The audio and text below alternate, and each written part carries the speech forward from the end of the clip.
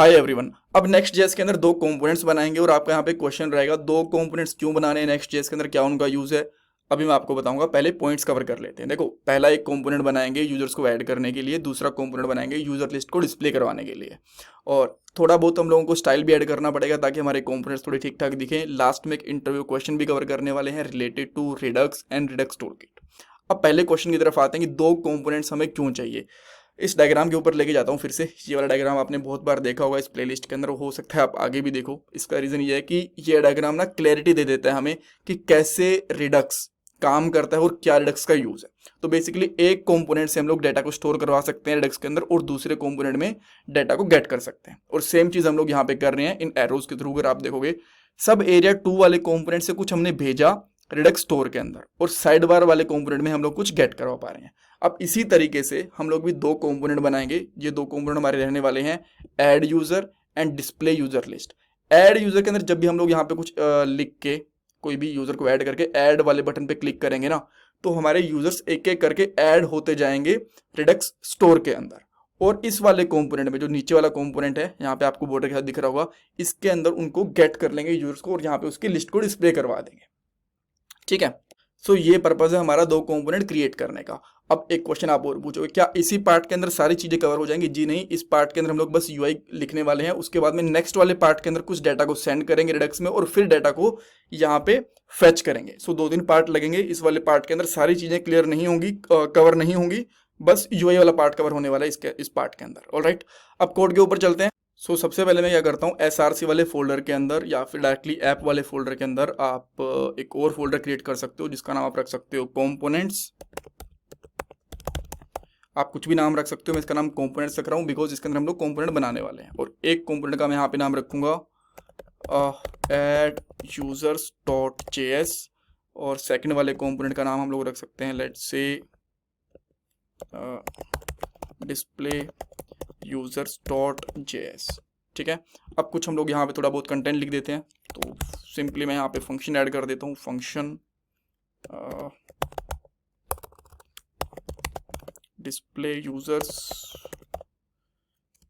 और एक सिंपल सा फंक्शन बना के यहाँ पे कुछ रिटर्न कर देता हूँ। यहाँ पे एक डिव बना देता हूँ सिंपल सा, और यहाँ पे एक h1 टैग भी लगा देता हूँ। इसके अंदर h3 टैग लगा देते हैं, बहुत बड़ा दिखाने की जरूरत नहीं है, और सिंपली लिख देते हैं यूजर लिस्ट। ठीक है, अब सेम इसी तरीके, अच्छा इसको डिफॉल्ट एक्सपोर्ट भी कर लेते हैं ना,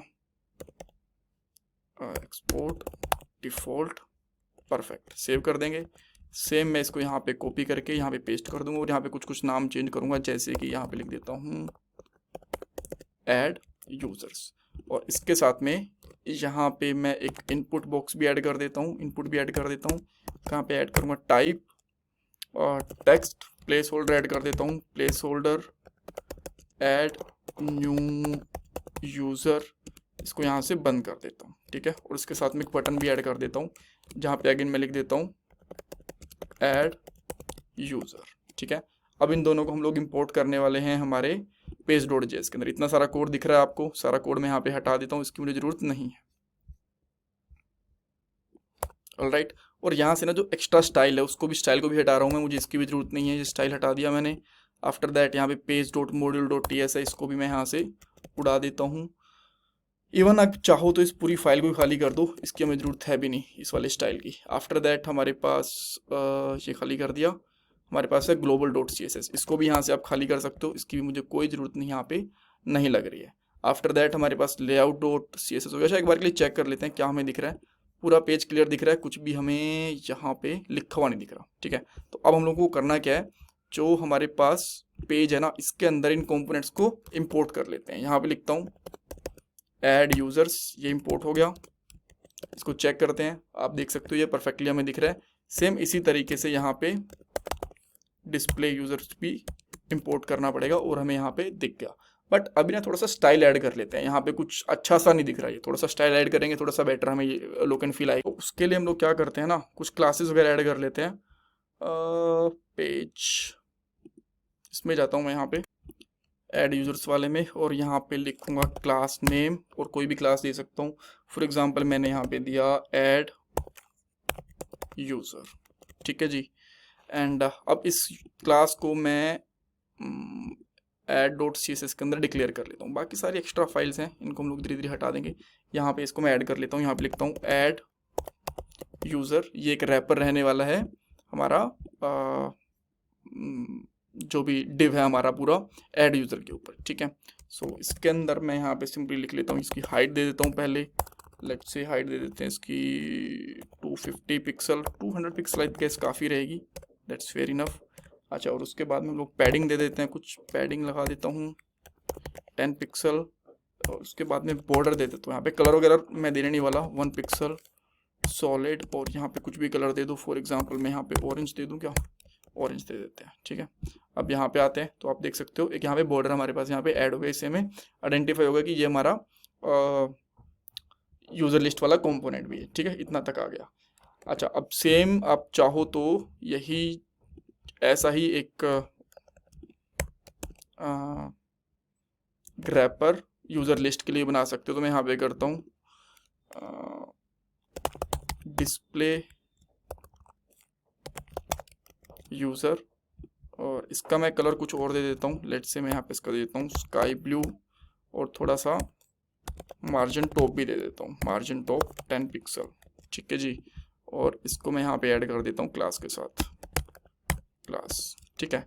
अब ये CSS फाइल मैंने ऐड तो करी नहीं, तो ये ऐड हुई क्या, कहाँ से, ये ग्लोबल डॉट CSS है ना, ये लेआउट वाली के अंदर ऑटोमेटिकली इंपोर्टेड है, तो ये अपने आप से इसकी स्टाइल को कैच कर रही है, परफेक्ट।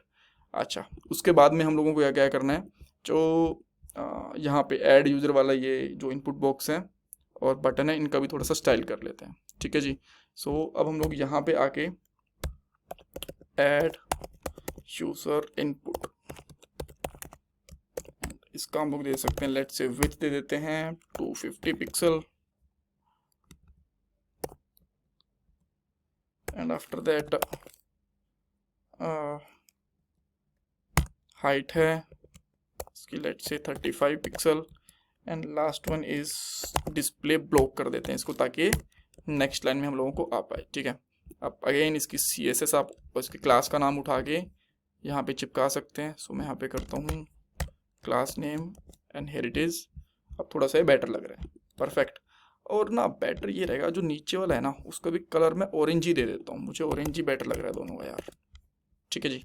ओके, अब आते हैं वापस से यहाँ पे, और लास्ट में एक और क्लास ऐड कर देते हैं, डॉट ऐड यूज़र, और यहाँ पे कर देंगे BTN, और इसकी कर देते हैं लेट्स से विथ, आप चाहो तो इक्वली कर सकते हो 250 पिक्सल, एंड आफ्टर दैट कुछ हाइट आप देना चाहो तो लेट्स से मैं इसकी हाइट दे देता हूँ यहाँ पे 35 pixel, and display block, and अगर कुछ मार्जिन देना चाहते हैं तो हम लोग मार्जिन भी दे देते हैं, मार्जिन 20 पिक्सल। सेव करेंगे, और ये हमें यहाँ पे क्लास भी ऐड करनी पड़ेगी। सो सेम क्लास में यहाँ पे ऐड करता हूँ, not same class but class add करता हूँ, ऐड यूज़र BTN, सेव करवाता हूँ यहाँ पे, और आप देख सकते हो बटन भी हमें थोड़ा ठीक ठाक दिख रहा है। यहाँ से थोड़ी पैडिंग वैडिंग और देना चाहते हो तो दैट्स ओके, वो भी आप दे सकते हो। पैडिंग लेफ्ट 50 पिक्सल, सेव करोगे तो ये थोड़ा सा इधर दिख गए, एंड सेम चीज़ हम लोग यहाँ भी दे सकते हैं, पैडिंग लेफ्ट 50 पिक्सल।